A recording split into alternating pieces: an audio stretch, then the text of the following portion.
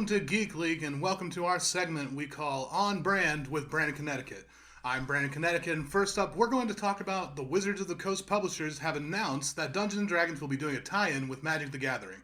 That's right, the most inexpensive hobby to start up will be teaming up with the most expensive hobby to start up.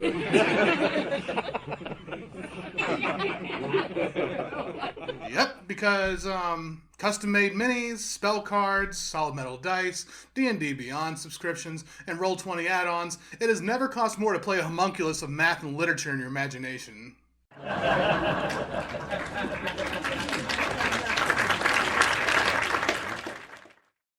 Magic the Gathering is putting out new D&D themed cards such as Gloomstalker, Icing Death Frost Tyrant, and Shameless Product Integration.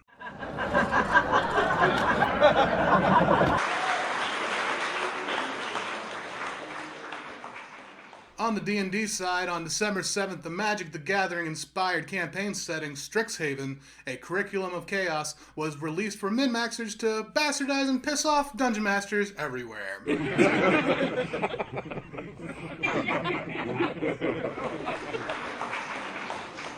There's buzz as the new DC animated feature prowls on the scene.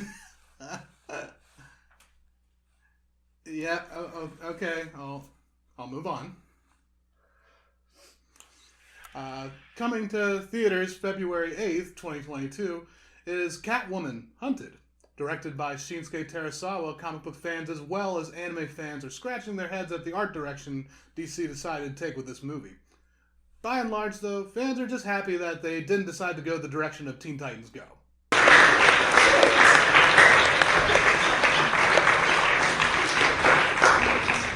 In the world of animation, the Netflix series Centaur World first debuted on Netflix July 30th, 2021, and has just began streaming their second season.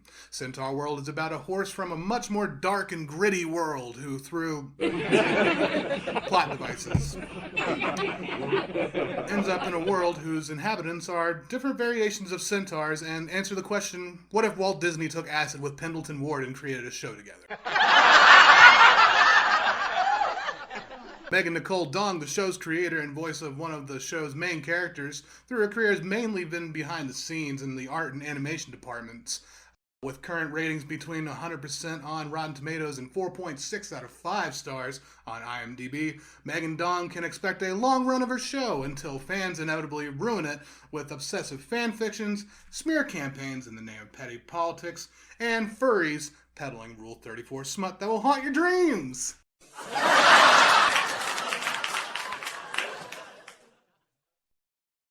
They will. Coming December 22nd, 2021 is Matrix Resurrections. And let me first start by saying, kudos to the writers for just outright saying in the title that this is just another f***ing reboot. The plot post on Rotten Tomatoes reads, plagued by strange memories, Neo's life takes an unexpected turn when he finds himself back inside the Matrix. However, I'm a much bigger fan of IMDb.com's interpretation. The plot is currently unknown. Not many reviews out about it yet, but I think that it's because it gives it all away in the title. Matrix Resurrections. It is a resurrection. Another reboot or continuation of a movie that no one asked for. You'll watch it possibly with skepticism or apathy, but deep down you are hoping this will finally fill the yawning chasm that my childhood left behind all those years ago.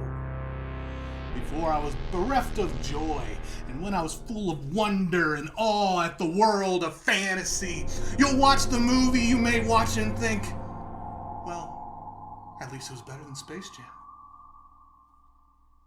But was it really better than Space Jam?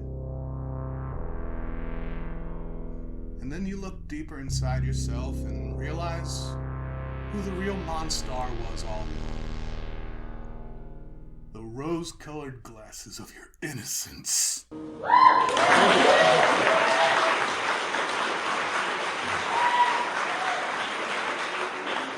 Now we are going to get into our sub-segment of On Brand where we do Weeb Wound Up, ooh woo. Absolutely. In the world of cinema, January 14th, 2022, the movie Belle will be released. Mamoru Hosoda is the director and has directed many episodes for hit series like Samurai Champloo and Digimon. Belle's IMDb description reads, Suzu is a shy high school student living in a rural village. For years, she has only been a shadow of herself, but when she enters You, a massive virtual world, she escapes into her online persona as Belle, a globally beloved singer. Many think that the story is a far cry from the original American adaptation, Hannah Montana. Miley's pissed. Been announced that Made in Abyss will be having a second season in 2022 titled The Sun Blazes Upon the Golden City. For those not familiar with Made in Abyss, like any anime, the plot is hardly considered straightforward, but the shorthand is a little girl's mother goes to explore a dark pit full of scary mess, doesn't come back, and the little girl goes in after her. The show has been highly praised for its artwork, but I will give you all a warning. This show is Japan's answer to Happy Tree Friends. Deceptively adorable with gut-wrenching gore. But we will go ahead and go to our gaming co-host on his segment, Cheat Codes with Cody Kogar.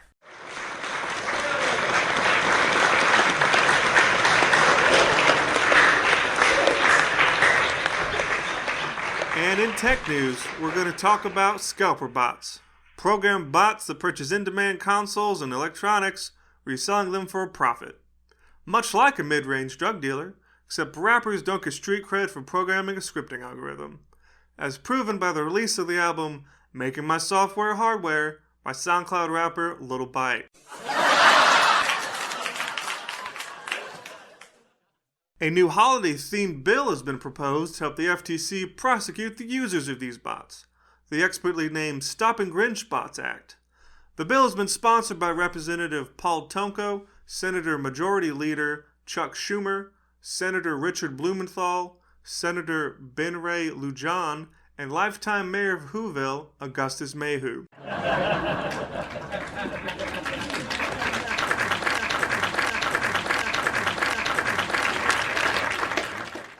The bill closely resembles the Better Online Ticket Sales Act of 2016, whose target was online ticket vendors. Some argue that this will do little to curb the use of scalper bots, as it is only limited to users in the United States, while others argue still that the act is discriminatory towards who's of color.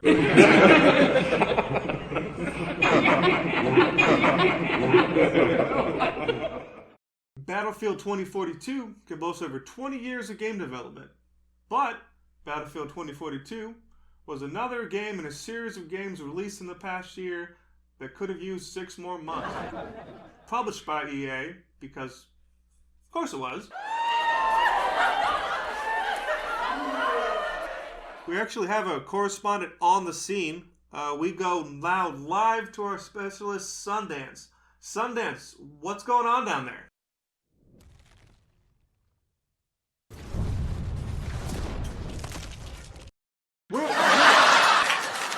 We'll check back with her later. And in an effort to wrest the title of most hated game development studio away from EA, Amazon Game Studios is planning on pushing out a series of updates to New World designed to make you seriously consider going back to World of Warcraft. New World, a game that at launch had wait times in the 3-hour or higher mark on some servers, is suffering from a huge decline in concurrent players, from over 900,000 at launch to just over 112,000 in a little over 2 months, thanks to lack of exciting or unique PvE endgame content, faction imbalance, and, believe it or not, deflation. In case being an immortal being trapped on a magical island wasn't enough for you, you get to worry about the economy. So just throw out those 4,000 weak health potions you made, because you're going to be paying more in taxes trading them than they're actually worth. That's right, you have to pay taxes.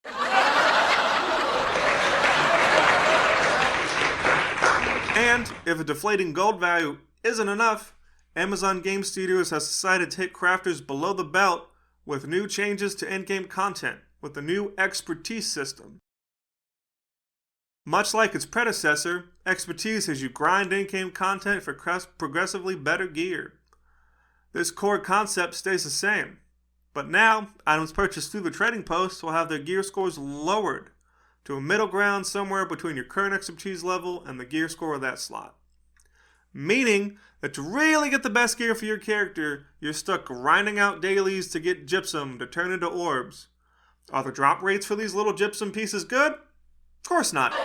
Can you make multiple copies of the same orb in the same day? No way. Too simple? You need it to be more convoluted? Well, Amazon heard you. Amazon is always listening.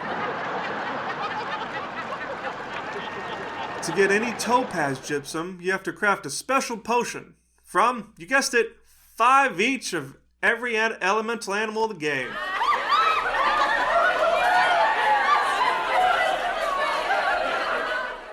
But don't worry, you'll have plenty of time to get more ingredients, as this potion is on a 7-day cooldown. Now, originally, Amazon Game Studios had planned for this change to affect all gear, including gear you crafted yourself, as well as items from quests and your faction representative, matching it directly to your expertise level. After severe backlash within the community, with some users threatening to quit the game altogether, AGS walked back the change, proving, at the very least, an intern at Amazon Game Studios is reading over user feedback.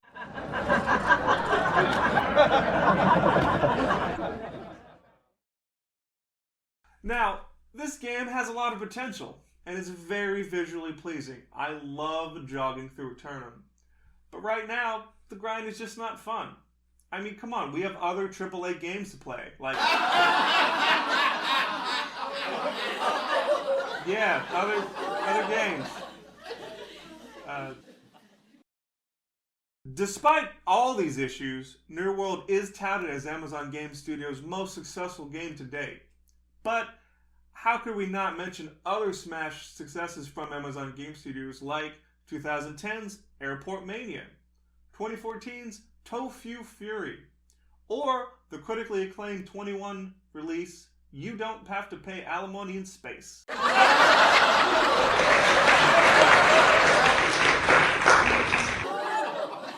That's it for Cheat Codes with Cody Kogar and for Geek Leak. Like and subscribe. Or dislike us. It's not like it matters anymore.